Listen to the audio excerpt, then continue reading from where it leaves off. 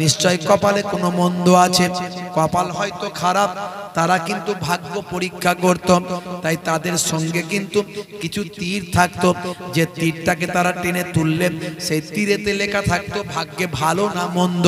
তারা এই চিন্তা ভাবনা নিয়ে আরবের মানুষ তীর টেনে ভাগ্য পরীক্ষা করাতে তারা বিশ্বাসী ছিল।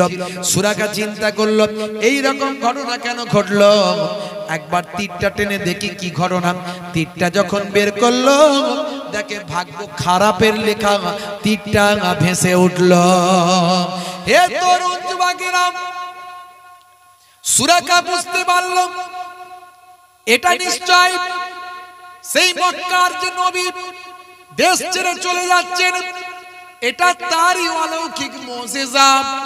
তখন সুরাকা বুঝতে পেরে বলল, আমাকে ক্ষমা করে দিন প্রফেট মুহাম্মদ সাল্লাল্লাহু আলাইহি ওয়াসাল্লাম, আমি কথা দিচ্ছি আপনার পেছনে আর আমি যাব না, আপনাকে ধরার চেষ্টা আমি আর করব না, 100টা উটের লোভ আমি পরিত্যাগ করব।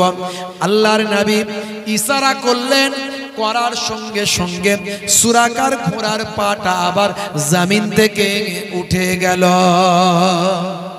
হে তরুণ যুবকেরা, হে আমার বন্ধুরা, শুনে রেখে দিন বাবা, জেনে রেখে দেন। হে মুসলমান, একটু লক্ষ্য করুন, এমন সময় দেখতে পাওয়া যায় আবার সুরাকা 100টা উটের লোভ ছাড়তে পারলো না। এই যে লোভ ভয়ঙ্কর জিনিস, 100টা উট। মুসলমানের ছেলে লটারির টিকিট কাটে, আছে না নাই? ওয়াজ শোনে, মিলাদুন নবীতে যায়, ঈদের দিনে ফাঁস কাতারে দাঁড়ায়, চাঁদা চাইলে বিশ্ব নবী দিবস হবে, নে 500 টাকা, অসুবিধা নাই। কিন্তু সকাল হলে দেখবেন লটারির দোকানের সামনে গিয়ে ঘুরঘুর করছে শুধু, আজকে লাগবে না লাগবে না রে, কি চাল এসছে বন্যা, পাবো তো, কি কি সিরিয়াল আছে বলতো দেখি, সিরিয়াল খুঁজছে, বুঝতে পারছেন? আজকালকার পোলা দেখো সঠিক পথে চলে না, পিতামাতা গুরুজনের কথা তারা শোনে না। চুলগুলো ছোট ছোট, প্যান্ট শার্ট আটো সাটো, সুজোরা পায়ে দিয়ে, পেছনে ব্যাগ নিয়ে, লাল লাল জুতো পায়ে, চোখে কালো চশমা, দুই চোখ মেলে খোঁজে বেদের মেয়ে জোসনা, গায়ে হাতে টাটু আঁকা, হেঁটে চলে আঁকা বাঁকা, আছে না নাই? গায়ে হাতে ট্যাটু আঁকা, মুসলমানের ছেলে ট্যাটু এঁকে ঘুরে বেড়াচ্ছে, দেখবে, আছে না নাই? হ্যাঁ, চুলের স্টাইল দেখলে মাথা খারাপ, এদিকটা চেচে ফাঁক করে দিয়েছে, ওদিকে চুলটাকে টেনে তুলে দিয়েছে, তাতে আবার 3-4টে কালার করেছে। কাকাতুয়ার মাথায় ঝুটি, খ্যাক্সিয়ালি পালায় ছুটি, গরু বাছুর দাঁড়িয়ে আছে আর ঘুঙু পাখি ডাকছে গাছে। মুসলমানের ছেলে, হাই রে হাই, হয়েছি বাপের বেটা, মরবো একদিন, ভয় কিরে, চল এগিয়ে চল, দেখা যাবে। 35 কেজি ওজন, তিরিং তিরিং করে লাপাচ্ছে, বলছে দে ডান্ডা করে দেব ঠান্ডা। আমি বলি ঠেলে দিলে উল্টে পড়ে যাবে, নাম রেখেছে হিম্মত আলী। চোখে দেখতে পাই না, নাম রেখেছে নজর আলী। গায়ের পাশে দাঁড়ানো যায় না, এত দুর্গন্ধ, নাম রেখেছে আতর আলী। মুসলমানের ছেলের নামের সঙ্গে কাজের মিল নাই, যেমন হওয়া দরকার ছিল তেমন হয়নি। আমি এর আগে বলেছি, আপনারা হয়তো শুনেছেন।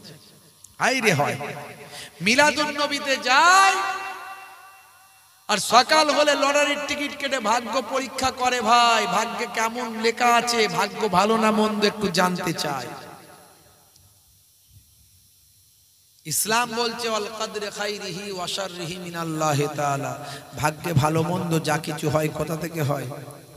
জোরে বলেন, কোথা থেকে হয়? জোরে বলেন, আল্লাহর কাছ থেকে হয়। যদি কেউ ভাগ্য পরীক্ষা করে তার ঈমান চলে যাবে, যে আমি ভাগ্য পরীক্ষা করছি। ভাগ্য পরীক্ষা করার ক্ষমতা আল্লাহ আপনাকে দেয় নাই। তুমি তোমার কাজ করো, ভাগ্যে ভালো মন্দ দেওয়ার মালিক কে? জোরে বলেন, কে? আল্লাহ। আজ থেকে প্রতিজ্ঞা করুন, আমরা শুধু নবীর জীবনী শুনবো আর নবীর কাজ শুনবো, নবীর কর্ম শুনবো, সিরাত শুনবো, বাস্তবায়িত করব নবী যেগুলো বলেছে। বন্ধুরা আমার, তরুণ যুবকেরা আমার, হে আমার মুরব্বিয়ানেরা, শুনে রেখে দিন বাবা, জেনে রেখে দেন। এমন সময় দেখতে পাওয়া যায় আল্লাহর নবী আল্লাহর রাসূল সেই সময় বললেন, ইশারা করলেন, করার সঙ্গে সঙ্গে সুরাকার ঘোড়ার পাটা হাঁটু থেকে উঠে গেল। কিন্তু 100টা উটের লোভ বলে কথা, 100টা উট পাওয়া বলে কথা। আবার লোভ সামলাতে পারলো না, আবার নবী পাককে ধরার চেষ্টা করলো।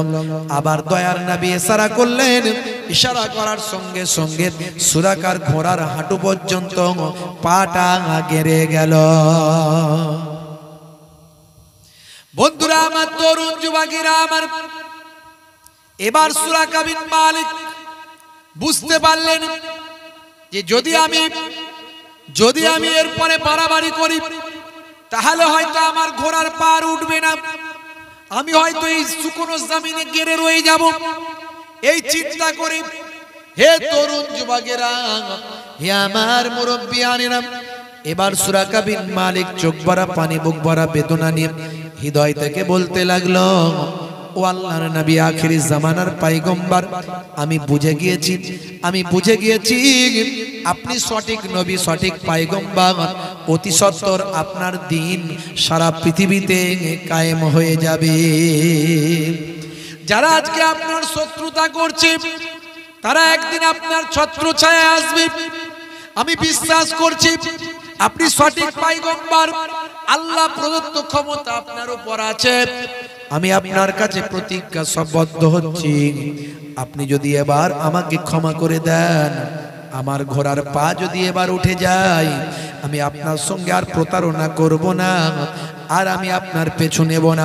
শুধু তাই নয়, আপনাকে আমি কথা দিচ্ছি, আমি আপনাকে ফলো করার জন্য যারা আসবে তাদেরকে আমি বুঝিয়ে সুঝিয়ে দেশে পাঠিয়ে দেব। আপনার পেছনে আর কাউকে আমি আসতে দেব না।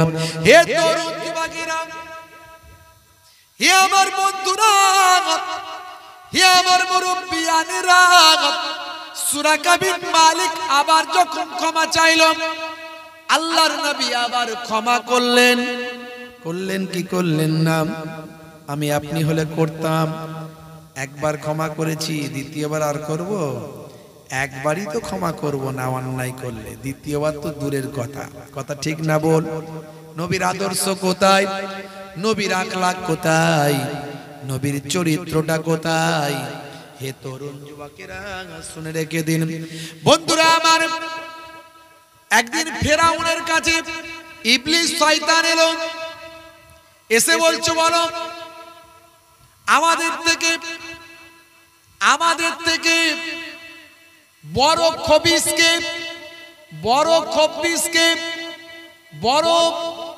বড় একজন বিয়াদবকে, আমাদের থেকে খবিস বড়কে, মান আখবাসা মিন্না, কে আমাদের থেকে একজন বড় খবিস?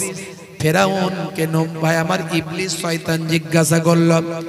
ইবলিস শয়তানকে বলার পরে ফেরাউন বলল, যে যার কাছে ক্ষমা চাইলে ক্ষমা করা হয় না, সেই হলো আমাদের থেকে আরো বড় খবিস। ফেরাউনকে ইবলিস শয়তান বলল, তুমি আমাকে একদিকে ছাপিয়ে গেছো, আমি তোমার থেকে বয়সে বড়, আমি তোমার থেকে ক্ষমতায় বড়, আমি তোমার থেকে জ্ঞানেতে বড়, কিন্তু তুমি আমার থেকে একদিকে বড় হয়ে গেছো। বলে সেটা কি? বলে আজ পর্যন্ত আমি ইবলিস শয়তান, আমার ক্ষমতা হলো না নিজেকে আল্লাহ বলে দাবি করার, কিন্তু তুমি নিজেকে আল্লাহ বলে দাবি করেছো। করেছে না করেনি? ফেরাউন করেছিল তো, আনা রব্বুকুমুল আলা, আনা রব্বুকুমুল আলা, मैं सबसे बड़ा खुदा हूं, मैं सबसे बड़ा खुदा हूं, বলেছিল না বলেনি? হ্যাঁ, সবচেয়ে বড় খোদা আমি বলে ফেরাউন দাবি করেছিল। তাই ইবলিস শয়তান বলছে, বলো আমাদের থেকে বড় খবিস কে জানো তুমি? জানো না? আচ্ছা বলো তো, আমি তোমার থেকে এলেমে বড়, তোমার থেকে ক্ষমতায় বড়, জ্ঞানে বড়, কিন্তু তুমি আমার থেকে একদিকে বড়। কিসে বড় বলো তো? বলে কিসে? বলে তুমি হচ্ছে নিজেকে আল্লাহ বলে দাবি করেছো। দেখেছেন বন্ধুরা আমার, তরুণ যুবকেরা আমার, হে আমার মুরব্বিয়ানেরা, শুনে রেখে দিন বাবা, জেনে রেখে দেন। হে মুসলমান, একটু লক্ষ্য করুন, একটুখানি খেয়াল করুন বাপজি আমার। তরুণ যুবকেরা আমার লক্ষ্য করুন, এমন সময় সেই সময় ফেরাউন বলতে লাগলো, হে ভাই ইবলিস শয়তান, যখন আমি এত বড় অন্যায় কাজ করেছি তাহলে কি আমি ক্ষমা প্রার্থনা করব? বন্ধুরা আমার, তখন ইবলিস শয়তান বলল, না, তুমি ক্ষমা প্রার্থনা করলে তোমাকে আর লোকে আল্লাহ বলে মানবে না, তোমার স্ট্যাচু জনগণ আর ঘরে ঘরে রাখবে না, তোমাকে প্রভু বলে মানবে না, সবাই মুসার আল্লাহকে আল্লাহ বলে মানবে, তোমাকে আর খোদা বলে মানবে না। তুমি এই অন্যায় কাজ, ভুল কাজটা করবে না, জনগণের খৌফ, জনগণের ডর, জনগণের ভয় তোমার কাছ থেকে চলে যাবে, তোমার আন্ডারে যারা চলছে তারা আর তোমার কথা শুনবে না। তখন সেই সময় নমরুদ ভাই আমার ফেরাউনকে, তখন সেই সময় ইবলিস শয়তান বলল, ঠিক আছে তুমি শোনো, চিন্তা করো না, আমাদের থেকে বড় খবিস কে শুনে রেখে দাও, যার কাছে ক্ষমা চাওয়া হয় কিন্তু সে ক্ষমা করে না। আছে না নাই? আপনি একটা ভুল করে ক্ষমা চাইবেন, ক্ষমা করবে না, এরকম লোক আছে। তাহলে নবিয়ানা আখলাক কই? আমার নবী বলছেন, তোমার কাছে কেউ যদি এসে ভুল করে ফেললে ক্ষমা চাই, তুমি ক্ষমা করে দাও। 3 দিনের বেশি কথা বন্ধ রেখো না, সালাম দিয়ে কথা শুরু করো। ইসলামের সিস্টেম কত সুন্দর। আসসালামু কাবলাল কালাম, কথা বলার আগে দাও তুমি সালাম।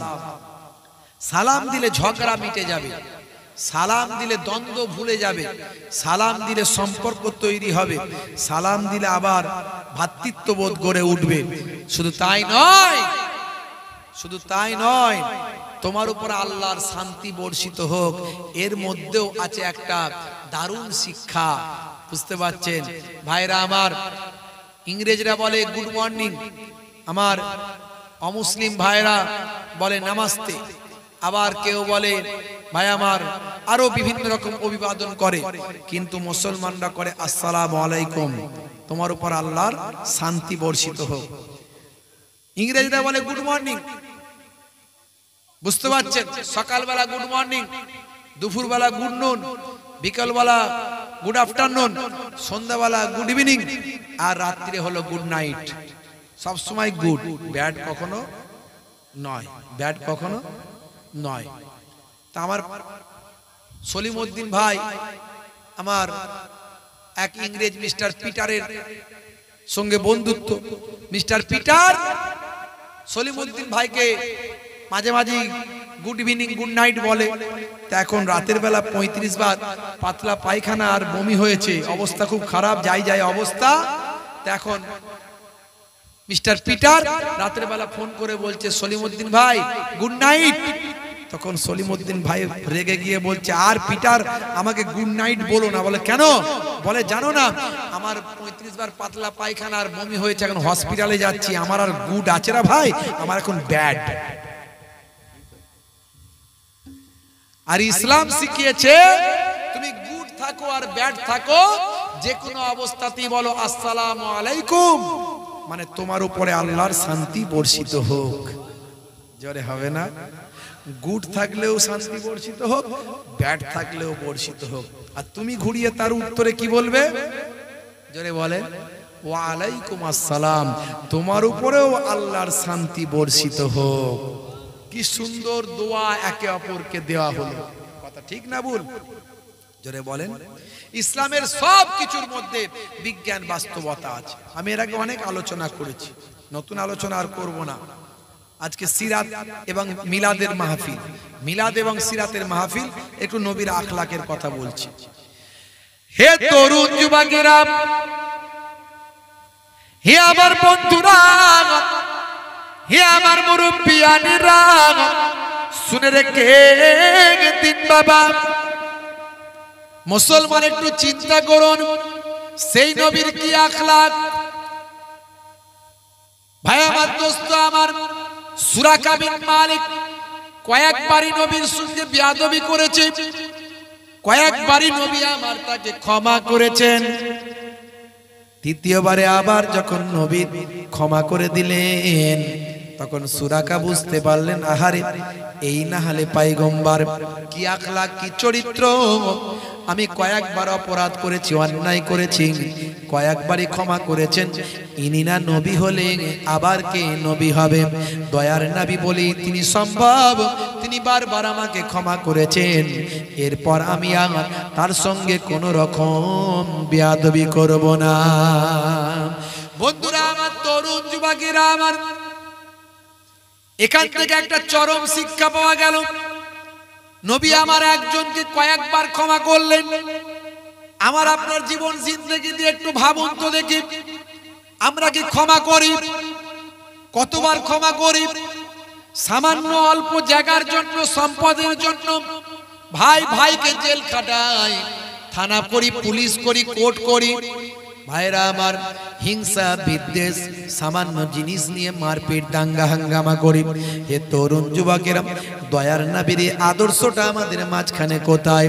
আজকে ভাবুন তো দেখি, পৃথিবী বিখ্যাত বিখ্যাত ব্যক্তিরা, টাইসন, হ্যানুম্যান, Gary Miller, Jennifer, Michael Jackson, ইলিমা দিমাত্রিয়াঙ্গ, পৃথিবীর কত মহান মহান ব্যক্তিরা, তারা বলছেন নবীর আদর্শের মধ্যে জীবনটা শান্তি লাভ করেছি, নবীর আদর্শখানা পেয়েছি, জীবন ধন্য হয়েছে। সেই নবীকে ভালোবেসে, নবীর চরিত্রে মুগ্ধ হয়ে কালেমা খানা পড়ে নিয়েছি।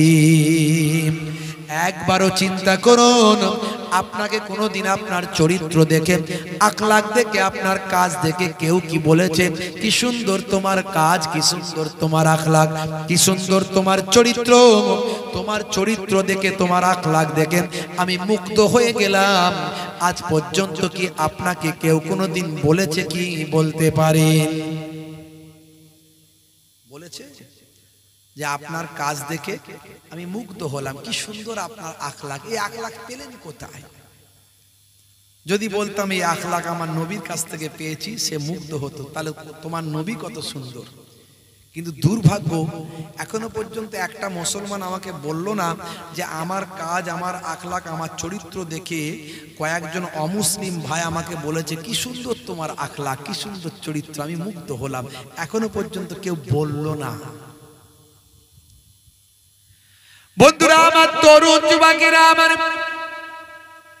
হে আমার মুরব্বিয়ানিরা, দয়ার নবী আমার সেই সময় সুরাকা বিন মালিককে ক্ষমা করলেন। সুরাকা বিন মালিক বললেন, ইয়া রাসূলুল্লাহ ওয়া ইয়া হাবিবাল্লাহ, আমি বুঝতে পেরেছি আপনি নবী না হলে আর কে নবী হবে? আপনার ব্যবহার দেখে আমি মুগ্ধ হয়েছি। আমি বিশ্বাস করি অল্প কিছু দিনের মধ্যে সারা বিশ্বে আপনার ক্ষমতা চলবেন, সারা আরবের মানুষ আপনার ধর্ম গ্রহণ করবেন, আপনার শিষ্যত্ব গ্রহণ করে নেবেন। আল্লাহর নবী বললেন, সুরাকা, ও সুরাকা, শুনে রেখে দাও, তোমাকে দেখে আমার মনে হয়েছে যদি পারস্য সম্রাটের পোশাকটা তুমি পরতে। হে তরুণ যুবকেরা, এইটুকু দোয়া শুধু সুরাকার জন্য করলেন নবী আমার। সুরাকার হৃদয়টা বিগলিত হলো। আমি একটা কোথায় একটা গোত্রের নেতা, একটা দলের লিডার, আর কোথায় পারস্যের সম্রাট, তার পোশাক আমার কথা নবী বললেন। সুরাকার হৃদয়টা আনন্দ উদ্ভাসিত হলো, উচ্ছ্বাসিত হলো। এমন সময় তারপরেও তার হৃদয়ে ভয় ঢুকে গেল।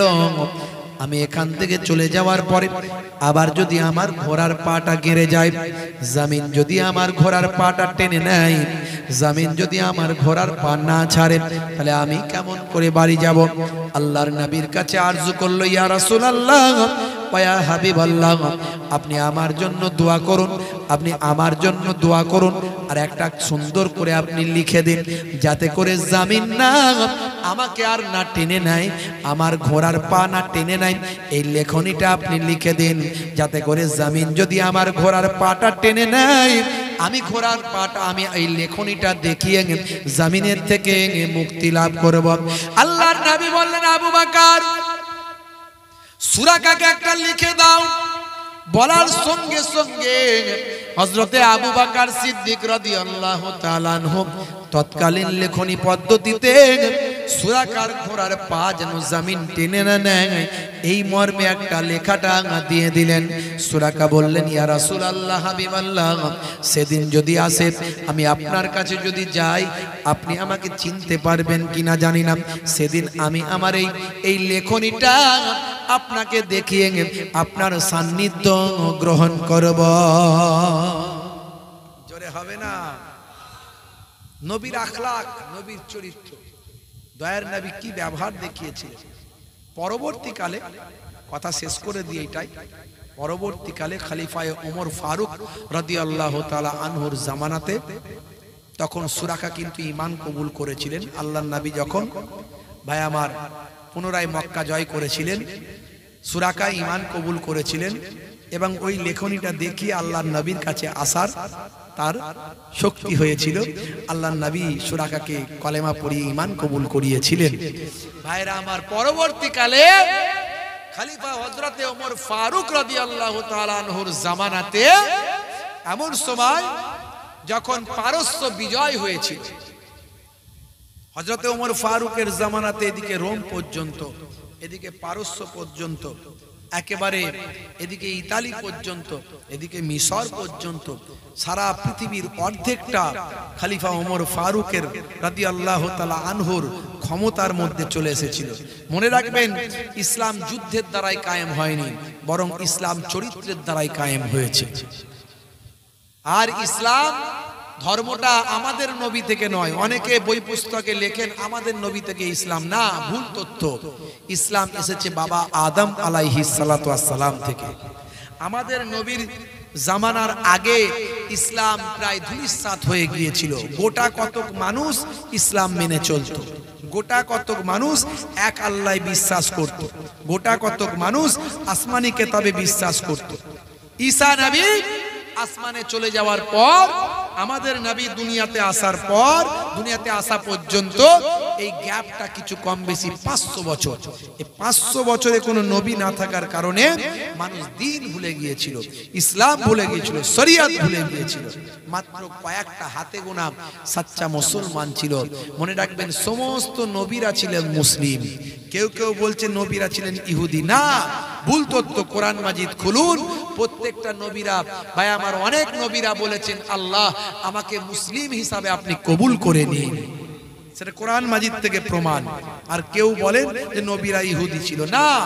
ইহুদি আর নাসারা এসেছে কবে থেকে? ইহুদি আর নাসারা এসেছে ঈসা নবী থেকে। একদল মানুষ ঈসা নবীকে মেরে ফেলতে চায়, তারা হলো ইহুদি, আর যারা বাঁচাতে চায় তারা হলো নাসারা। ঈসা নবী আমার আপনার নবীর 500 বছর আগে পৃথিবীতে এসেছে। আল্লাহ তাকে 4টে মুজিজা দিয়েছিলেন। কটা? জোরে বলে। 4টে মুজিজা দিয়েছিলেন। ঈসা নবীকে আল্লাহ 4টে মুজিজা দিয়েছিলেন, ক্ষমতা দিয়েছিলেন। তিনি মুর্দাকে জিন্দা করে ফেলতেন। জোরে হবে না? আরে জোরে হবে না? হে তরুণ যুবকেরা, হে আমার বন্ধুরা, শুনে রেখে দিন বাবা, জেনে রেখে দেন, হযরত ঈসা রূহুল্লাহ কোন মৃত ব্যক্তিকে জীবিত করতে পারতেন, মৃত পশু পাখিকে জীবিত করতে পারতেন। কোন কঙ্কালের সামনে গিয়ে যদি তিনি বলতেন, এই মুর্দা জিন্দা হয়ে যা, বলার সঙ্গে সঙ্গে জিন্দা জীবিত হয়ে যেত। বন্ধুরা আমার, তরুণ যুবকেরা আমার, একদিন একটা রাস্তা দিয়ে যাচ্ছেন, হযরত ঈসা রূহুল্লাহর সঙ্গে একজন সঙ্গী আছে, একজন সঙ্গীও সঙ্গে আছে। হযরত ঈসা রূহুল্লাহ সঙ্গী যে আছে সে হচ্ছে দুনিয়াদার মানুষ। চট করে নবীরা দুনিয়াদার মানুষকে সঙ্গী করেন না। দেখবেন আলেম ওলামারা তারা যাকে সঙ্গী করেন যেন নামাজি মুসল্লি হয়, তবে তার ভালো লাগবে। সাধারণ মানুষ আলেম ওলামাদের সঙ্গে থাকতে পারবে না, তাদের কাজকর্ম তার পছন্দ হবে না। নবীদের সঙ্গেও সাধারণ মানুষ থাকতে পারবে না, তাই সাধারণ মানুষকে তিনি নিতেন না। তিনি বলতেন, বাবা তুমি দুনিয়াদার মানুষ, তুমি আমার সঙ্গে থাকতে পারবে না। কিন্তু জোর করেই বলে, হুজুর আপনার সঙ্গে যাব।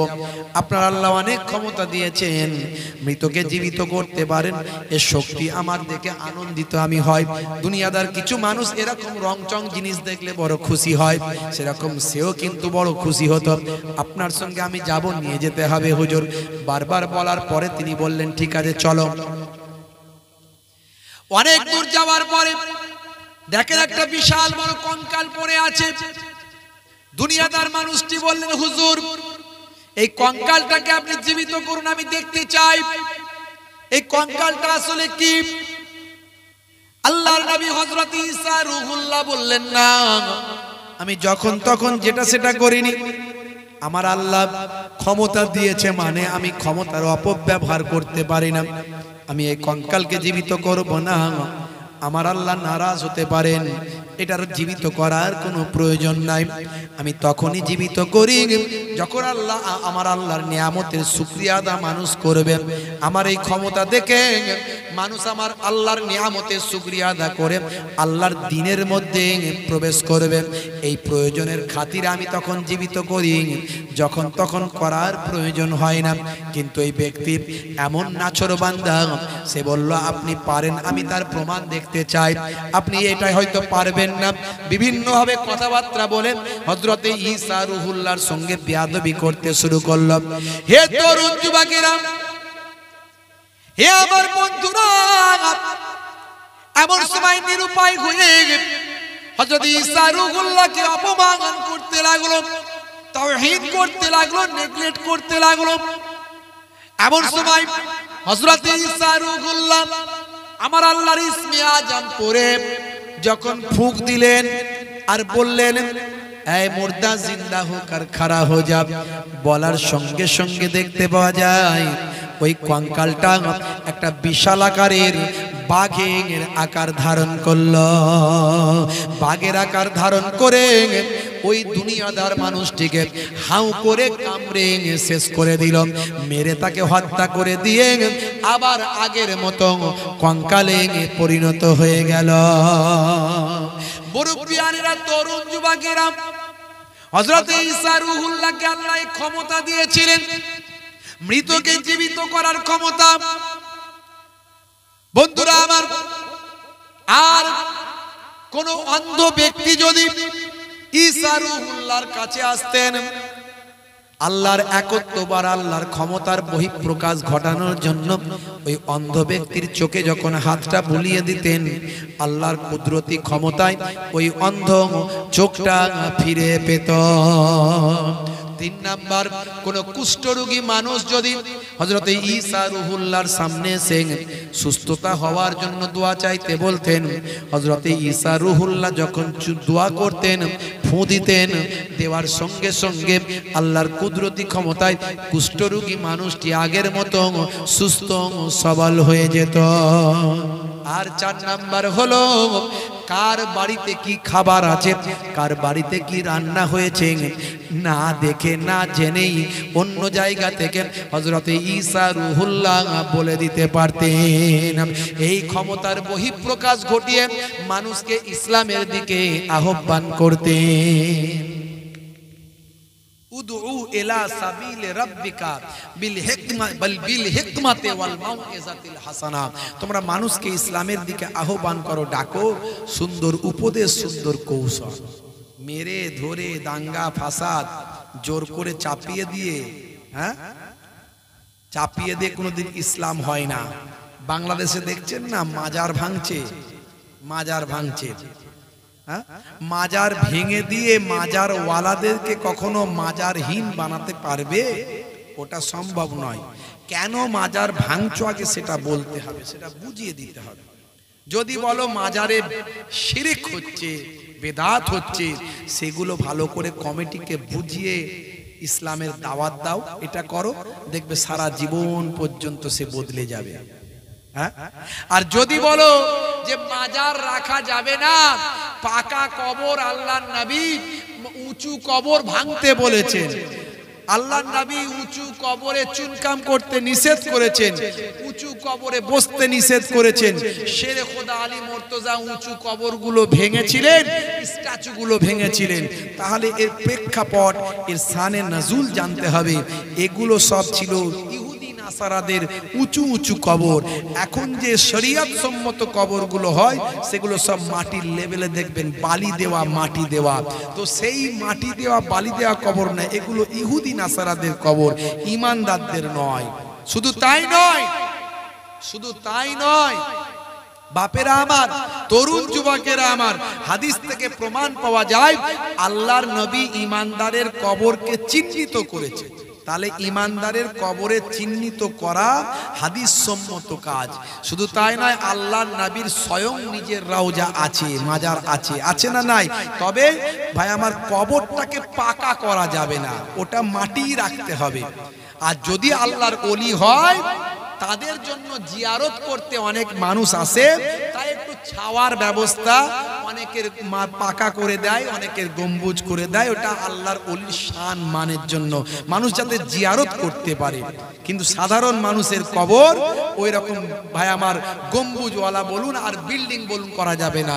কবরের ওপর গৃহ নির্মাণ করতে নিষেধ করেছেন। গৃহ মানে কোনটা? যাতে লোকে থাকে, এরকম কবরের ওপরে গৃহ নির্মাণ তো করা চলবে না, থাকা যাবে না। তবে যাত্রার মাজার করা যাবে না, একমাত্র আল্লাহর ওলিদের ক্ষেত্রে এক্সেপশন। তাম পৃথিবীতে দেখবেন যত নবী আছেন, অনেক নবীদের রওজা পাওয়া যায়, অনেক আউলিয়ায়ে কেরামদের রওজা পাওয়া যায়। সেগুলো মানুষ, কারণ তাদের দ্বারাই ইসলাম প্রচার হয়েছে, দিন এসেছে, ইসলাম এসেছে। কিন্তু উঁচু কবর রাখা যাবে না, উঁচু কবর ভেঙে দিতে হবে। বাংলাদেশে যেগুলো হচ্ছে সেগুলো ভণ্ড, প্রচুর ভণ্ডদের কবর আছে, প্রচুর ভণ্ডদের মাজার আছে। গাধা মারা গেছে, নাম দিয়েছে গাধা শাহ রহমতুল্লাহ আলাইহি। বুঝতে পারছেন? ঘরে ঘরে কবর, ঘরে ঘরে মাজার, আর সেখানে বসে গাঁজা খাওয়া, হ্যাঁ, বিভিন্ন রকম ভাই আমার ওই সব হুকো খাওয়া, বিভিন্ন রকম একটা ভণ্ডামির জায়গা করেছে এগুলো। তবে এগুলো ওইভাবে পদ্ধতিটা ঠিক নয়, আইন কোনোদিন হাতে তুলে নেওয়া উচিত নয়। যা চলছে বাংলাদেশে, আইন আজকে কোন জায়গায় পৌঁছে গেছে বোঝা মুশকিল।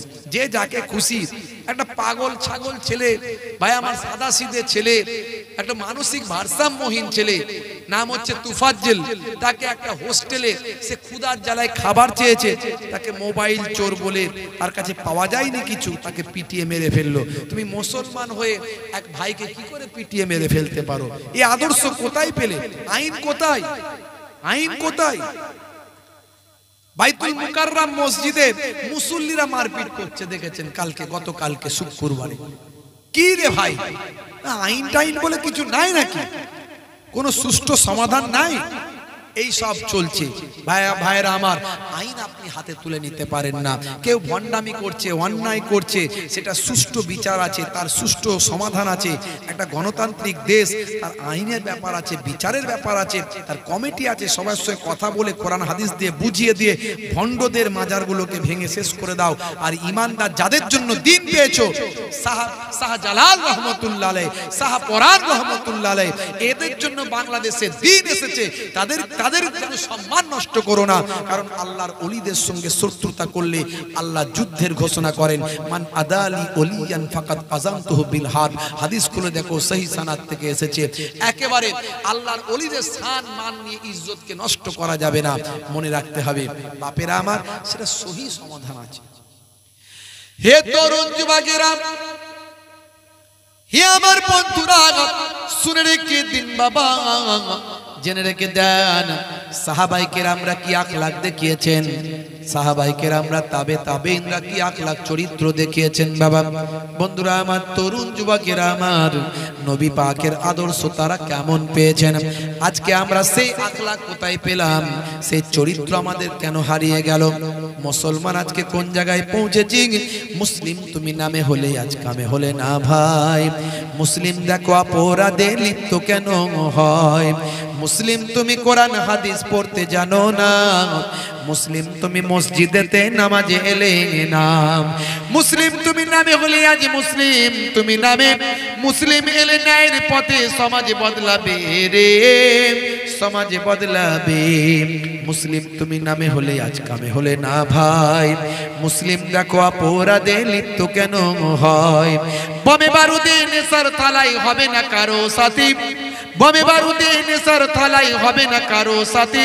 সালাউদ্দিন আর তাগুলের তুমি যে উত্তরসূরি, ব্যঙ্গ কার্টুনে ব্যঙ্গ সিনেমায় নবীর সম্মান কমে না, ব্যঙ্গ কার্টুনে ব্যঙ্গ সিনেমায় নবীর সম্মান কমে না, গুগল সার্চে সেরা মনীষী খুঁজে দেখো না। জোরে হবে না? সেই নবীর আমরা শিষ্য, আমরা সেই নবীর শিষ্য। বাপ মায়ের চেহারার দিকে সন্তান যদি নেক নজরে তাকায়, প্রত্যেকটা দেখার বিনিময়ে ফিকুল্লে নাজারাতিন, প্রত্যেক দৃষ্টির বিনিময়ে এক একটা কবুল করা নফল হজের আল্লাহ সওয়াব দিয়ে থাকে। কোন নবীর শিষ্য বুঝতে পারছেন? রাস্তা দিয়ে হাঁটবেন, ইয়া আবা জার লা তাহকিরান্নাল মারুফা সাইয়্যাত, বাবা আবু জার তোমার জীবনে এমন কোন নেক কাজ, ছোট ছোট ভালো কাজ আছে যেগুলোকে ঘৃণা করো না, তুচ্ছ করো না। ওই ছোট ছোট ভালো কাজগুলোর জন্য তোমার জীবন জিন্দেগিটাতে আমার আল্লাহ রহমতের দরিয়া বর্ষণ করে দেবেন। রাস্তা দিয়ে যাচ্ছেন, পেরে কাঁচ ভাঙা সরিয়ে দিলেন, দেওয়ার সঙ্গে সঙ্গে সওয়াব লিপিবদ্ধ হয়ে যাবে। জোরে হবে না? ভালো কথা বলবেন, খারাপ কথা বলবেন না, সওয়াব লিখে দেবেন কে? জোরে বলেন কে? আর জোরে বলেন কে? ভাই আমার, ছোটদের সঙ্গে স্নেহ করবেন, বড়দের সম্মান করবেন, সওয়াব লিখে দেবেন কে? জোরে বলেন কে? আমরা এমন নবীর উম্মত, এতিমের মাথায় হাত বুলিয়ে দেবেন, দয়ার নবী বলছেন যতগুলো হাতেতে চুল লাগবে ততগুলো সওয়াব দেবেন কে? জোরে বলেন কে? আপনি ডান দিকে কাত হয়ে ঘুমাবেন, ঘুমালেও আল্লাহ নবীর সুন্নত মানার কারণে সওয়াব লিখে দেবেন কে? জোরে বলেন কে? আমরা কোন নবীর উম্মত? ডান দিকে কাত হয়ে ঘুমালেও নাকি, বসে পেচ্ছাপ করলেও নাকি, চেটে পুচে খাবার খেলেও নাকি, ভাই আমার খাওয়া দাওয়ার পরে আলহামদুলিল্লাহ বললে নাকি, মুসলমান একে অপরকে সালাম দিলে নাকি, মিষ্টি মিষ্টি কথা বললে নাকি, খাওয়া দাওয়ার পরে লবণ খেলে নাকি, খাওয়া দাওয়ার পরে মিষ্টি খেলে নাকি। আমরা এমন নবীর উম্মত, চলতে ফিরতে হাঁটতে বসতে যে কোনো অবস্থায় শুধু নেকি আর নেকি কামাবো। কিন্তু যদি না বুঝি কিছু বলার নাই, না বুঝলে কিছু বলার নাই। মুসলমান আমরা যদি রাসূলের সেই তরিকা সুন্নত আমরা ভুলে যাই, কিছু বলার নাই। যাদের ভিতরে সুন্নত পাওয়া যায় তারা কেউ পথহারা হয় না, রাসূলের পথে যারা চলে দুনিয়ায় বাতিলের বাধা তারা মানে না। জোরে হবে না? আর জোরে হবে না? নিশীত রজনীতে সেজদাতে যায়, হুসাইনি তাদের নিয়ে ভাবনাতে রয়, বিপদের মাঝে তারা যতই পড়ুক, বিপদের মাঝে তারা যতই পড়ুক, রাসূলের তরিকা ছাড়ে না। যাদের ভিতরে সুন্নত পাওয়া যায় তারা কেউ পথহারা হয় না, রাসূলের পথে যারা চলে দুনিয়ায় বাতিলের বাধা তারা মানে না। সেই রাসূলের সুন্নত গুলো মেনে চলি। আমি অনেক উদাহরণ তো আগে দিয়েছি, আগে অনেক উদাহরণ দিয়েছি। পাকিস্তানের বিখ্যাত ভাই আমার সিঙ্গার মিস্টার জুনায়েদ জামশেদ কেমন নবীর প্রতি ভক্ত হয়ে রাসূলের শিষ্য হয়েছে। ভারতবর্ষের বিখ্যাত ফিল্ম স্টার নাম হলো মিস্টার রকি, কেমন নবীর শিষ্য হয়ে নবীর সুন্নতের তাবেদারি করেছে। সিনেমা জগৎ ত্যাগ করে এখন নবীর ভক্ত হয়ে ব্যবসা করে পৃথিবী বিখ্যাত একজন ব্যবসাদার, বেঙ্গালুরুর বুকে আজকে কোটি কোটি টাকার মালিক হয়েছে। আমি এর আগে বলেছি, জ্যাক ভিকোস্টার কথা বলেছি, মিস্টার ডেভিডের কথা বলেছি, পৃথিবী বিখ্যাত বিখ্যাত সেলিব্রিটির কথা বলেছি। তারা কেমন নবীর শিষ্য হয়েছে। আর আমরা কেন আমাদের চরিত্রকে বদলাতে পারছি না? এখনো কেন আমরা নামাজ ছেড়ে দিয়ে আছি? নামাজ বাদ দিয়ে কি ইবাদত হয়? নামাজ বাদ দিয়ে কি নবী প্রেম হয়? ডাইরেক্ট 82 বার আল্লাহ কোরআনে বলেছেন ওয়াকিমুস সালাত, নামাজ কায়েম করো। ডাইরেক্ট ইনডাইরেক্ট 700 বার আছে নামাজের কথা। আমি যদি এক ওয়াক্ত নামাজ ইচ্ছাকৃতভাবে ছেড়ে দিই 700 বার নামাজের নির্দেশনা থেকে মাহরুম হয়ে গেলাম, ইনকার করে ফেললাম। আল্লাহ এতবার নামাজের কথা বললেন, ওয়াকিমুস সালাত ওয়া আতুজ যাকাত ওয়া আরকাউ মা'আর রাকিন, তোমরা সালাতটা কায়েম করো, যাকাতটা প্রদান করো, আর রুকুকারীদের সঙ্গে তোমরা রুকুটা আদায় করো। কারণ নামাজ তোমাকে অন্যায় অশ্লীলতা থেকে দূরে সরিয়ে দেবে। ইন্নাস সালাতা তানহা আনিল ফাহশাই ওয়াল মুনকার, নিশ্চয় নামাজ তোমাকে অশ্লীলতা ও অন্যায় থেকে দূরে সরিয়ে দেবে। জোরে বলুন সুবহানাল্লাহ। नमाज से अल्लाह का कोई लेना देना नहीं है। अगर हम नमाज ना पढ़े तो नमाज से अल्लाह का कोई लेना देना नहीं है। तो नमाज फर्ज क्यों है, इतना ताकीद क्यों है? इसीलिए कि अल्लाह ने देखना चाहता है कौन वफादार है और कौन गद्दार है। अल्लाह ने देखना चाहता है कौन वफादार है और कौन गद्दार है। जो आजान सुनकर बाजार छोड़कर मस्जिद में जाए वो वफादार है। जो आजान सुनकर दुकान बंद करके मस्जिद में जाए वो वफादार है। जो आजान सुनकर खेत छोड़कर मस्जिद में जाए वो वफादार है, और ना जाए वो कौन है? अगर देश का गद्दार देश में रहना नामुमकिन है तो अल्लाह का गद्दार जन्नत में रहना कैसे मुमकिन है? কথা ঠিক না ভুল? আজ থেকে প্রতিজ্ঞা করুন নামাজ ছেড়ে দেবেন, কারণ নামাজ কে প্রতিষ্ঠা করার জন্যই আমার নবীর এত মেহনত। এত মেহনত কেন? আমরা নবী নবী নবী নবী করছি কিন্তু নামাজ পড়ি না। দুশমনে রাসূলরা আমাদের দিকে দেখায়, দেখো এরা নবী নবী করছে কিন্তু কোরআনে আল্লাহ 82 বার নামাজের কথা বলেছে, নামাজ পড়ে। কাজা হলে কাজা পড়ুন, নামাজ ছাড়বেন না, কারণ নামাজ বাদ দিয়ে জান্নাতে যেতে পারবেন না। আমার নবী ইন্তেকালের সময়তেও লাস্ট নামাজ পড়ে ইন্তেকাল করেছে, অত সহজ নয়। ওয়াক্ত যে হলো ওযু করো মসজিদে চলো, খোদার হুকুম পালন করো নামাজটা পড়ো। ওয়াক্ত যে হলো ওযু করো মসজিদে চলো, দিনে রাতে 5 ওয়াক্ত নামাজ পড়লে পাবে ভাই জান্নাত। জোরে হবে না? আর জোরে হবে না? ফজরের সময় হলে মসজিদে যাও তুমি চলে, থেকো না বিছানায় শুয়ে, খোদা দেন রহমত ঢেলে। বেশিরভাগ ফজরের সময় আজান হলে দেখবেন মুসলমানের ছেলেদের খবরই থাকে না, দিনের পর দিন আজান শুনতেই পায় না। হুজুর কবে যে আজান শুনেছি মনে নাই। কেন ভাই?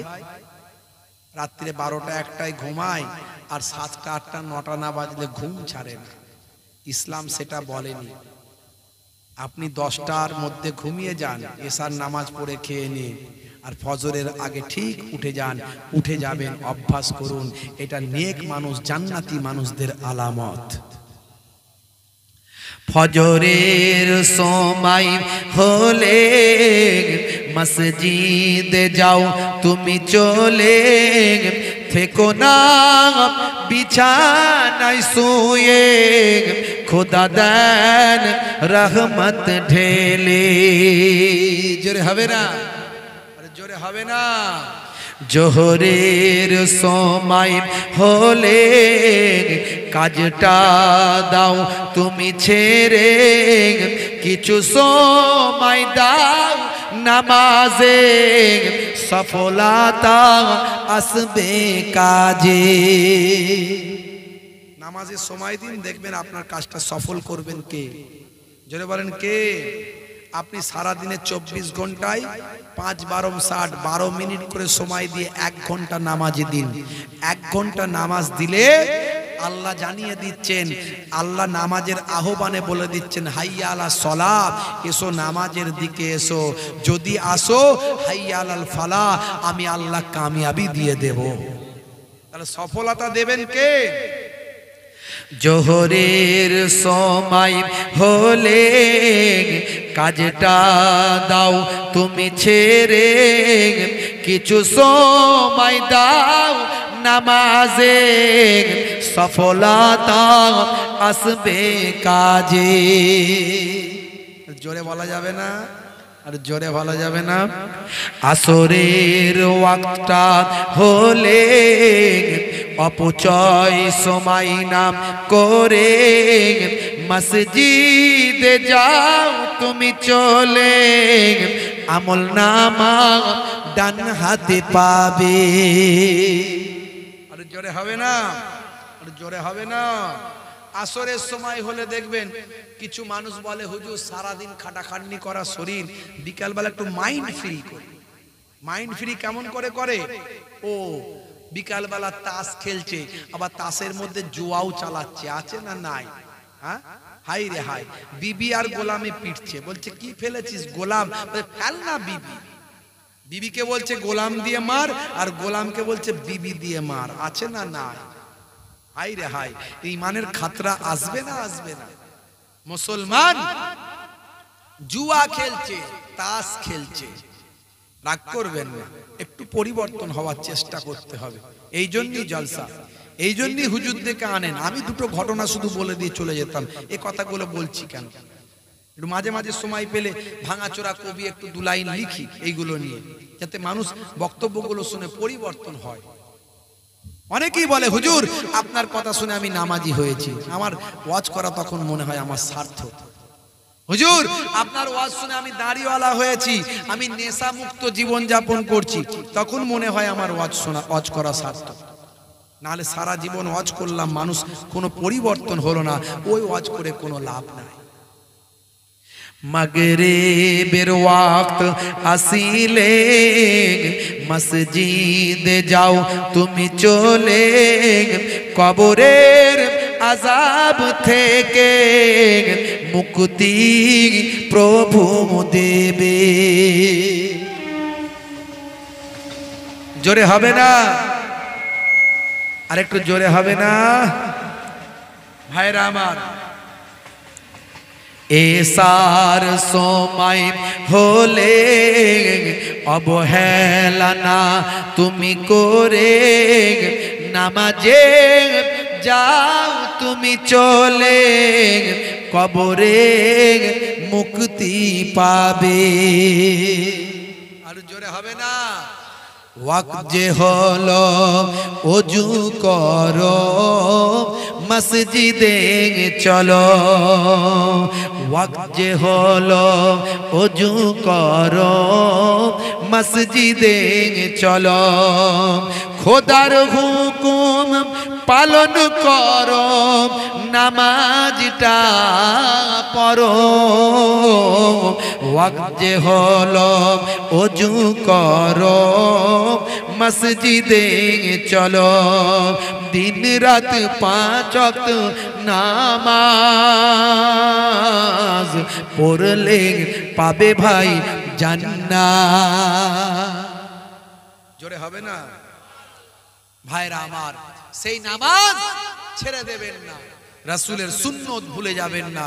কি আখলাক, কি চরিত্র, একটু ভাবুন, নিজের জীবনে বাস্তবায়িত করুন, দেখবেন লোকে আপনাকে বলবে, সত্যি তোমার চরিত্রে আমি মুগ্ধ হয়ে গেলাম, সত্যি তোমার ব্যবহারে আমি আকৃষ্ট হলাম, এই ব্যবহার এই চরিত্র তুমি শিখলে কোথায়?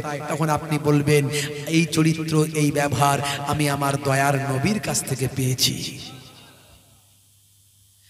হে তরুণ যুবকেরা, হে আমার বন্ধুরা, নবী আমার সেই সময় বলেছিলেন, হে শুনে রেখে দাও, জেনে রেখে দাও, হে মক্কার বিখ্যাত একজন সুরাকা বিন মালিক, যদি তোমার এই চেহারাতে যদি পারস্য সম্রাটের পোশাকটা যদি পরা হতো, এই যে কথাটা বলেছিলেন খলিফা ওমর ফারুক রাদিয়াল্লাহু তাআলা আনহুর জামানাতে বাবা একটা ঘটনা ঘটেছিল। হযরত ওমর ফারুক রাদিয়াল্লাহু তাআলা আনহু, ভাইরা আমার, তরুণ যুবকেরা, হে জওয়ান যুবকেরা, ঈমানদার সাহাবায়ে কেরামদের নিয়ে পারস্য বিজয়ের জন্য তিনি সৈন্য প্রেরণ করেছিলেন। কারণ পারস্যের সম্রাট ছিল জালেম সম্রাট, পারস্যের সম্রাট ছিল জালেম, প্রজাদের উপর অত্যাচার করত। মনে রাখবেন, ইসলামী সৈন্যরা কোনোদিন আগে বেড়ে কারোর উপর যুদ্ধ করতে যায়নি, কোন দেশ কখনো আগে বেড়ে দখল করতে যায়নি। সেই দেশের রাজা যখন মানুষের উপর অত্যাচার করে, তাদেরকে থামাতে তখন যায়, থামাতে গিয়ে যুদ্ধ হয়, সেই যুদ্ধে আল্লাহ ঈমানদারদের জয়লাভ করে সেই জায়গায় বিজয় দান করে। বন্ধুরা আমার, তরুণ যুবকেরা আমার, হযরতে ওমর ফারুক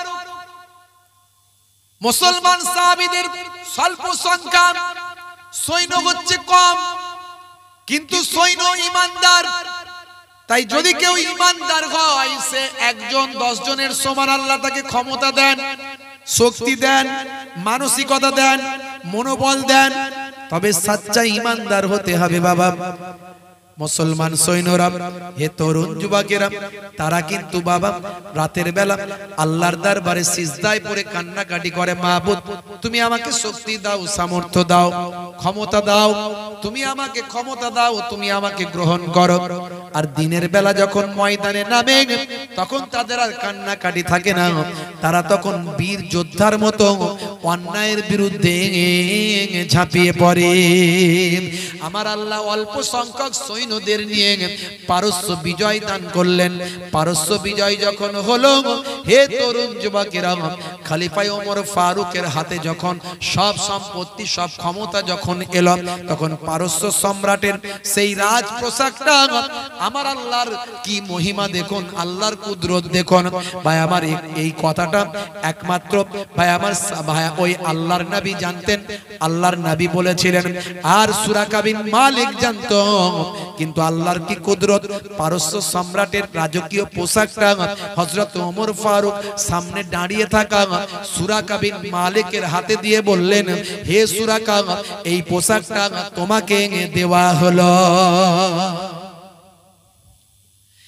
বন্ধুরা আমার, তরুণ যুবকেরা আমার, তাদের আখলাক, সাহাবীদের চরিত্র অনেক অতুলনীয়। আল্লাহর নবীর কথা বলছিলাম, বলতে বলতে এত দূরে এলাম। দয়ার নবী আমার মদিনা শরীফে গেলেন, মদিনা শরীফে গিয়ে ইসলামের খেদমত করতে লাগলেন। কি দেশপ্রেম দেখালেন, কি ব্যবহার দেখালেন। নবীর আখলাকে সবাই মুগ্ধ হয়ে গেল। নবীর হাতে হাত দিয়ে শিষ্যত্ব গ্রহণ করতে লাগলো। আল্লাহর নবী মদিনা শরীফে গিয়ে 8 বছর থাকলেন। 8ম হিজরিতে নবী আমার মক্কা শরীফ আবার জয় করার জন্য আল্লাহর নির্দেশে বেরোলেন। রমজান মাসে নবী আমার বেরোলেন মক্কা শরীফ জয় করার জন্য। হে তরুণ যুবকেরা, পথে অনেক ঘটনা ঘটেছিল, সেসব ঘটনা বাদ দিলাম। নবীর একটা আখলাক চরিত্রের কথা বলার জন্য নবী আমার বিনা যুদ্ধে মক্কা শরীফ আবার নবী আমার জয় করে ফেললেন। জোরে হবে না? আর জোরে হবে না? ভাইরা আমার, তরুণ যুবকেরা আমার, দয়ার নবী মক্কা শরীফ জয় করলেন। আমি আমার ছোট্ট কবিতার মাধ্যমে তুলে ধরেছি। একবার মুহাব্বতের সঙ্গে দরুদ শরীফ বললাম, হুম্মা।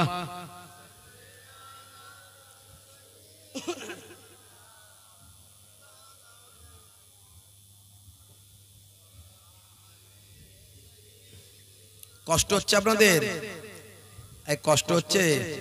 জোরে বলেন, কষ্ট হচ্ছে? শেষ করে দেব? বলেন শেষ করে দেব? সন্ধ্যা থেকে ওয়াজ শুনছেন, কত ওয়াজ শুনবেন? মুহাব্বতের সঙ্গে দরুদ শরীফ আল্লাহুম্মা।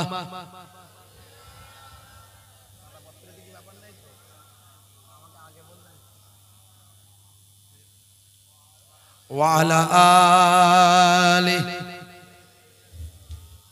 মাইক এমন হয়ে গেল কেন?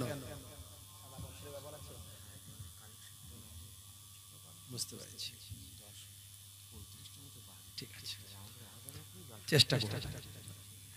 আল্লাহ তোমার কাছে ডাকিবারে বার, করুণা আমার উপর করো গো আবার। জোরে হবে না? আল্লাহ তোমার কাছে ডাকিবারে বার, করুণা আমার উপর করো গো আবার। অষ্টম হিজরি দিনটা এলে, 10ই রমজান সকলে মিলে রাসূল আমার রওয়ানা দিলেন মক্কায়। মক্কার পথে সাহাবী নিয়ে 10,000 সাহাবী সঙ্গে তার, 10,000 সাহাবী সঙ্গে তার। মক্কার জালিম কাঁপে থর থর। জোরে হবে না? জোরে হবে না? দয়ার নবী আমার মক্কায় প্রবেশ করলেন বিনা যুদ্ধে, অনেক ঘটনা। নবী আমার বললেন, কার কাছে কাবা ঘরের চাবি আছে? কাবা ঘরের তালা চাবি কার কাছে আছে? কুফফারদের নেতা উসমান বিন তালহা। দেখুন কি ব্যবহার। নবী আমার বললেন, হে তালহা, উসমান বিন তালহা, কাবা ঘরের চাবি দাও। হে তরুণ যুবকেরা, ভয় থরথর করে কাঁপছে। নবী আমার হয়তো এখনই আমাকে হত্যা করে ফেলবেন। না, নবী আমার বললেন, হে মক্কার মানুষেরা, তোমরা আমার উপর অনেক অত্যাচার করেছো। আমার রক্তে, আমার সারা শরীরে রক্তে মক্কার মাটি লাল করে দিয়েছ। আমাকে অনেক কষ্ট দিয়েছো, অনেক জুলুম করেছো। আমার দান্দান মোবারক শহীদ করেছো, আমার সাহাবাদের শহীদ করে দিয়েছ। তারপরও আজকের দিনে আমি আবার মাতৃভূমি জয় করেছি। বলো তুমি, তোমরা আমার কাছ থেকে কি ব্যবহার পেতে চাও? মক্কার মানুষেরা বলেছিল, ইয়া রাসূলুল্লাহ, হাবিবাল্লাহ, আজকে আপনার কাছ থেকে আমরা ভালো ব্যবহার পেতে চাই। আল্লাহর নবী বললেন, ঠিক বলেছো, আমাকে আমার আল্লাহ রাহমাতুল লিল আলামিন করে পাঠিয়েছেন। ওয়ামা আরসালনাকা ইল্লা রাহমাতাল লিল আলামিন। আমি সারা আলামের জন্য রহমত হয়ে এসেছি। আমি বদলা নেওয়ার জন্য আসিনি। আমার ভাই নবীরা একে অপরের ভাই তো বটেই। আমার ভাই হযরতে ইউসুফ আলাইহিস সালাম তার ভাইদেরকে ক্ষমা করেছিলেন। যারা তাকে কুয়ায় নিক্ষেপ করেছিল তাদেরকে পুনরায় মিশরের বাদশা হয়ে ত্রাণ দিয়েছিলেন, ক্ষমা করেছিলেন। আমিও তোমাদের ক্ষমা করছি। হে মক্কার মানুষেরা, শুনে রেখে দাও, জেনে রেখে দাও। তবে শুনে রাখো, আজকে আমি তোমাদেরকে ক্ষমা করে দিলাম, আজকে আমি তোমাদেরকে মাফ করে দিলাম। হে উসমান বিন তালহা, তুমি কাবা ঘরের চাবিটা দাও। দেখুন নবীর আখলাক, কি চরিত্র। যে নবীকে এত জুলুম করেছে, সেই নবী কিন্তু ক্ষমা করে দিলেন। জোরে হবে না? জোরে হবে না? আর বাংলাদেশে তাকিয়ে দেখুন, একটার পর একটা শুধু মার্ডার হচ্ছে। বলে আগের নাকি সে নেতা ছিল, অনেক জুলুম করেছে, সে তো অন্যায় করেছে, সেও অন্যায় করেছে, তুমিও তাকে মার্ডার করে দিয়ে তুমি কি ভালো কাজ করলে নাকি? আইন হাতে তুলে নিলে পিটিয়ে মেরে ফেলছো। একটার পর একটা দেখা যাচ্ছে। মানুষের কাছে কি বার্তা পৌঁছাচ্ছে? এটা তো ঠিক নয়। আইন আছে, প্রশাসন আছে, সে অন্যায় করেছে, আইন তাকে সাজা দেবে। আইন হাতে তুলে নিচ্ছ কেন? আজকে বাংলাদেশে তাকিয়ে দেখুন তো, কত রকম ঘটনা ঘটে যাচ্ছে একটার পর একটা। এখনো দেশটা কিন্তু স্থিতিশীল জায়গায় এলো না। কিছুদিন আগে এত বড় বন্যা হলো না? হলো না?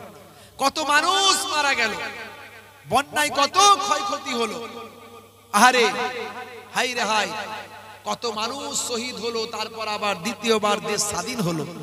সুন্দরভাবে দেশটাকে পরিচালনা করো, পরিচালনা করার সুযোগ দাও। ডক্টর ইউনূস একজন বিখ্যাত ব্যক্তি, সেই ব্যক্তিটাকে সারা পৃথিবীর মানুষ, পৃথিবীর নেতারা, যে কোনো ধর্মের বর্ণের মানুষ সাপোর্ট করে। সেই মানুষটাকে কাজ করার সুযোগ দাও। এত সুন্দর সুন্দর কথা বলছে সেই ব্যক্তি। আর যদি কোনো মৌলানা সাহেবকে দায়িত্ব দেওয়া হয়, তাহলে তো হারাম হালাল আর ফরজ ওয়াজিব করবে, আর এটা জায়েজ এটা নাজায়েজ করবে। ওকে বলবে কাফের, ওকে বলবে কাফের। ওই মৌলানা সাহেবের থেকে বরং ওই ডক্টর ইউনুসই ভালো, তবে সবাইকে নিয়ে চালাতে পারবে। কারণ কেউ কারোর উপর জোর করে তো মত প্রতিষ্ঠা করতে পারে না, মত কেউ কারোর উপর জোর করে চাপিয়ে দিতে পারে না। ইসলামেও সেটা সমর্থন নয়, লা ইকরাহা ফিদ্দিন, ধর্মে কোনো জবরদস্তি নাই।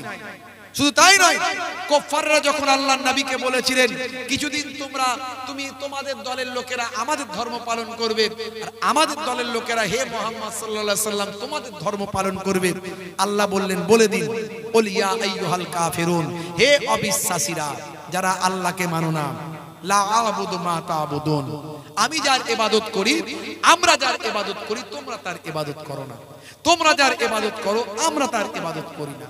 আবার বলো আমরা যার ইবাদত করি তোমরা তার ইবাদত করো না। শেষে আল্লাহ বলে দিলেন বলে দাও লাকুম দীনুকুম ওয়ালিয়া দীন, তোমার দিন তোমার কাছে, আমার দিন আমার কাছে। কই জোর করে তো মেরে ধরে আমার দিনটা গ্রহণ করতে হবে এই কথা তো আল্লাহ বললেন না। কিসের জন্য এত জোর জবরদস্তি পেশার চলছে মনে হচ্ছে? এটা তো ঠিক নয়। ভালোবেসে তুমি তোমার মতটা ভালোবেসে প্রকাশ করো, তার গ্রহণ করার হলে নিশ্চয়ই গ্রহণ করবে। আজকে বাংলাদেশের উপর দিয়ে কত বিপদ গেল, কত সেখানে বন্যা হলো, ভেসে গেল। ভাইরা আমার এক জায়গায় আল্লাহ বিপদ দিয়ে অন্য জায়গার মানুষকে শিক্ষা দেন, শিখে নাও এই তোমাদের উপরেও বিপদ আসতে পারে, তোমরা সাবধান হয়ে যাও, তোমরা ঠিক হয়ে যাও। ভাইরা আমার, আজকে আমাদের পশ্চিমবঙ্গের কয়েকটা জেলাতে বন্যা দেখছেন না, পাঁশকুড়া, পূর্ব মেদিনীপুর, পশ্চিম মেদিনীপুর, বর্ধমান, হুগলি, আমাদের ওইদিকেও বন্যা। দুদিন আমরা বন্যায় আটকে ছিলাম, আলহামদুলিল্লাহ তারপরে মুক্ত হয়ে গেছে। এখনো ওইদিকে খানাকুল, উদয়নারায়ণপুর, হাওড়া জেলা ওসব এলাকায় এখনো একতলা দেড়তলা বাড়ি সব ডুবে আছে, মানুষ বাজারে বেরোতে পারে না।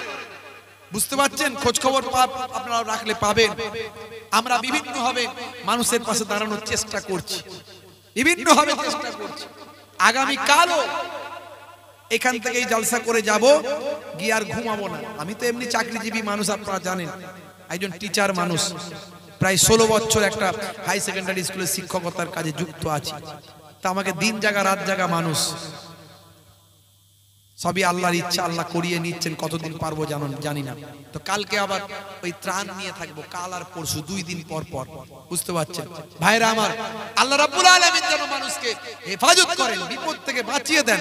অল্প পানি হলো রহমত, বেশি পানি হলো গজব, বন্যা হলো গজব। এক জায়গায় বিপদ দিয়ে আল্লাহ অন্য জায়গায় মানুষকে শিক্ষা দেন, দেখো আমি আল্লাহ চাইলে কিন্তু তোমাদেরও দিতে পারি। তোমরা মনে করো না ওদিকে নদী আছে বলে ডুবিয়েছি, এখানে ডুববে না, না, হতেই পারে আল্লাহ এমন পানি আকাশ থেকে দেবেন ওই পানিতেই ডুবে যাবে সব। বুঝতে পারছেন? কয়েকদিন যা পানি হয়েছে দেখেছেন আপনারা। বাপেরা আমার, তো আল্লাহর নবী, আল্লাহর রাসূল কাবা ঘরের চাবিটা নিয়ে কাবা ঘর মুক্ত করলেন, কুফফারদের হাত থেকে মুক্ত করে ইবাদতের জায়গা করলেন। তারা ইবাদতের জায়গা থেকে বিচ্ছিন্ন করে ফেলেছিল, অশ্লীলতায় পরিপূর্ণ করে ফেলেছিল। সেই কাবা ঘর বাবা আদম আলাইহিস সালাতু ওয়াস সালাম থেকে পাওয়া, ফেরেশতাদের হাত দিয়ে প্রথম তৈরি, পরে ইব্রাহিম নবীর হাত দিয়ে তৈরি, 10 বার ভাঙা গড়া হয়েছে, আমাদের নবীর হাত দিয়েও তৈরি হয়েছে। সেই কাবা ঘর মুক্ত করে আল্লাহর নবী কাবা ঘরের চাবিটা প্রায় ভাই আমার লক্ষ লক্ষ মানুষ, হাজার হাজার সাহাবায়ে কেরাম, আল্লাহর নবী জিজ্ঞাসা করছেন কে চাবি নেবে, কেউ বলার সাহস পাচ্ছে না। নিরুপায় হয়ে আবু বকর সিদ্দিক বললেন, হুজুর আপনি যদি আমাকে চাবিটা দেন আমি দেখভালের দায়িত্ব নেব। আল্লাহর নবী চাবি দিলেন। হে তরুণ যুবকেরা, হযরত আবু বকর সিদ্দিককে দয়ার নবী চাবি দিলেন না। হযরতে দয়ার নবী তখন আবার বলছেন কে চাবি নেবে, কাবা ঘরের চাবি দেখভাল কে করবে? হযরতে ওমর ফারুক চিন্তা করছেন এবার আমার পালা, কেউ তো আর হাত তুলবে না, আমার দিকেই সবাই তাকিয়ে আছে। হুজুর যদি আমাকে চাবিটা দেন, আবু বকরকে তো চাবিটা দিলেন না, যদি আমাকে চাবিটা দেন কাবা ঘরের খাদেম হওয়ার সুযোগটা আমি ওমর গ্রহণ করব। আল্লাহর নবী হযরতে ওমরকেও কাবা ঘরের চাবিটা দিলেন না। আবার নবী আমার বলছেন কে নেবে চাবি, কাবা ঘরের দেখভাল করবে, খাদেম হবে। এবার চিন্তা করছেন ওসমান জিন নুরাইন, আমি হয়তো হাতটা একবার তুললে যদি নবী আমাকে দেন, কোন ওসমান? যে ওসমানকে আল্লাহর নবী বলেছেন ওসমান হলো আমার জান্নাতের বন্ধু। কোন ওমর? যে ওমরের কথা আল্লাহর নবী বলেছেন লাউকানা বাদি নবিয়্যুন লাকানা ওমর, আমার পরে আল্লাহ যদি কাউকে নবী বানাতেন হযরতে ওমর নবী হতো। কোন আবু বকর? যে আবু বকরের কথা আল্লাহর নবী বলেছেন যে আমার तमाम উম্মতির নেকির পাল্লা যদি এক পাল্লায় চাপানো হয় আর আমার আবু বকরের নেকির পাল্লা যদি আরেক পাল্লায় চাকানো হয়, নেকিটা যদি আরেক পাল্লায় চাপানো হয়, আমি নবী বলি আবু বকরের একদিনের নেকির পাল্লাটা ভারী হয়ে যাবে, तमाम পৃথিবীর উম্মতিদের নেকির পাল্লা হালকা হবে। সেই আবু বকরের হাতেও কাবা ঘরের চাবি দিলেন না, ওমর ফারুকের হাতেও দিলেন না, ওসমান জিন নুরাইনের হাতেও দিলেন না, দয়ার নবীর সাহাবায়ে কেরাম হুজুরদের হাতে দিলেন না। কিন্তু নবী বলছেন কে চাবিটা নেবে? হযরতে আলী মুর্তজা কারামাল্লাহু ওয়াজহু, তিনি শেষে অবশেষে হাতটা তুললেন। মাওলা আলী হাতটা তুলে বলেন ইয়া রাসূলুল্লাহ, ইয়া হাবিবাল্লাহ, আমার হাতে যদি আপনি চাবি দেন তাহলে আপনার খানদান, আপনার খানদানের হাতেই চাবিটা থাকবে, আপনার আহলে বায়াতের হাতেই চাবিটা থাকবে। আমার হাতে যদি চাবি দেন ইমাম হাসান আর হুসাইনের হাতে দিয়ে চাবিটা থাকবে। আল্লাহর নবী শের খোদা আলীর হাতেও চাবিটা দিলেন না। কোন আলী? যে আলী সম্পর্কে আল্লাহর নবী বলেন আনা মদিনাতুল ইলমি ওয়া আলীউন বাবুহা, আমি হলাম ইলমের শহর, সেই শহরের দরজা হলেন হযরতে আলী মুর্তজা। হে তরুণ যুবকেরা, আল্লাহর নবী শেষে ডাক দিলেন ও ওসমান বিন তালহা, শুনে রেখে দাও, তুমি হলে কুফফারদের নেতা, তোমার কাছ থেকে আমি চাবিটা নিয়েছিলাম। আমার যোগ্য সাহাবীরা আছেন, আমি যদি তাদেরকে চাবিটা দিয়ে দিই তাহলে নেতাকে অপমান করা হবে, নেতাকে তার লোকের সামনে অসম্মান করা হবে, তার সঙ্গীদের সামনে তার নেতাকে ইজ্জত নষ্ট করা হবে। আমি নবী, দয়ার নবী, কোন পৃথিবীর জমিনে কোন মানুষকে অপমান করার জন্য আসি না, কোন নেতার অসম্মান করার জন্য আসি না। হে ওসমান বিন তালহা, আমি তোমার হাত থেকে চাবিটা নিয়েছিলাম, এই নাও তোমার হাতেতে কাবা ঘরের চাবিটা আমি তুলে দিলাম। আজ থেকে আবার তুমি কাবা ঘরের খাদেম হয়ে গেলে। আল্লাহর নবীর হাত থেকে ওসমান বিন তালহা কুফফারদের নেতা চাবিখানা নিয়ে নিলেন, থরথর করে কাঁপছেন, ঝরঝর করে কাঁদছেন। আর এই তো নবী, নবীর ব্যবহার দেখো, নবীর ক্যারেক্টার দেখো, নবীর সম্মান দেখো, নবীর ইজ্জত দেখো, কি নবীর ব্যবহার, কি নবীর চরিত্র, আমি মুগ্ধ হয়েছি। আল্লাহর নবী বললেন ওসমান বিন তালহা কাঁদতে হবে না, ভাবতে হবে না। আচ্ছা বলো তো দেখি, আমি আখিরি জামানার পয়গম্বরের হাত থেকে কাবা ঘরের চাবি নিলেন, ইসলামের বিজয় হলো, কাবা ঘর মুক্ত হলো, আর আমি নবীর হাত থেকে কাবা ঘরের চাবি পেয়ে এখনো কি তোমার অন্তরে কালেমার নূরটা জ্বলে না? কালেমার আলোটা এখনো কি জ্বলে না? হে ওসমান বিন তালহা, এখনো কি তোমার অন্তরে কালেমা এসে পৌঁছায়নি? আল্লাহর নবীর কাছে ওসমান বিন তালহা আনন্দের অশ্রু বিসর্জন করে বললেন ইয়া রাসূলুল্লাহ, হাবিবাল্লাহ, আমার অন্তরে কালেমার আলো জ্বলে গিয়েছে, আপনি নবী না হলে আবার কে নবী হবে? আপনার ব্যবহারে আমি মুগ্ধ হলাম, পড়িয়ে দিন মহাবাণী মহাকালেমা। কালেমা পড়ে ওসমান বিন তালহা এবং তার হাজার হাজার ফলোয়ার্স নবীর হাতে হাত দিয়ে কালেমা পড়ে নবী পাকের শিষ্য হলে। জোরে হবে না? জোরে হবে না? দেখুন কি ব্যবহার, শিষ্য হলেন। আর আমাদের এমন ব্যবহার, আমাদেরকে লোকে বলছে মুসলমান মানি খারাপ, এমন কাজ আমরা করছি। একবার ভাববেন, আপনার গায়ে লেবেল আছে, আপনি মুসলমান, নবীর শিষ্য, আপনি অন্যায় করলে মুসলমানের বদনাম, নবীর বদনাম। অন্যায়টা করার আগে একবার চিন্তা করতে হবে।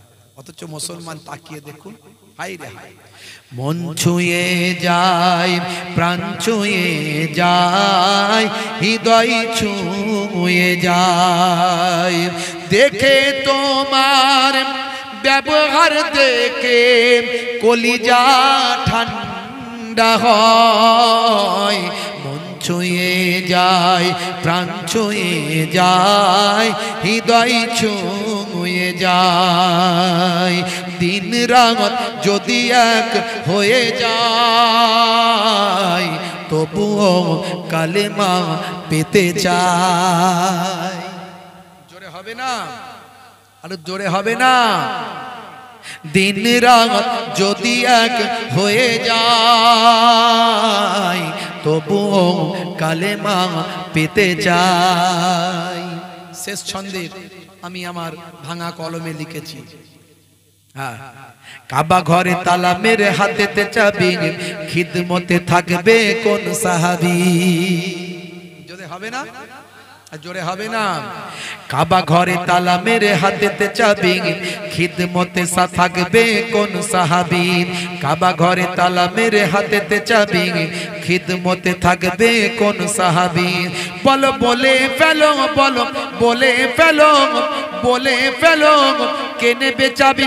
বলো বলে ফেলো, বলো বলে ফেলো, বলে ফেলো, কে নেবে চাবি?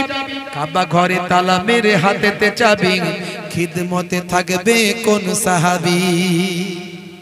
আল্লাহর নবী ওসমান বিন তালহাকে, কুফফারদের সরদারকে চাবি দিয়ে মানুষের কাছে বুঝিয়ে দিলেন যে ইসলাম কি আখলাক, কি চরিত্র দেখায়। রাসূলের আখলাকে তারা সব রাসূলের শিষ্য হয়ে গিয়েছিল। জোরে হবে না?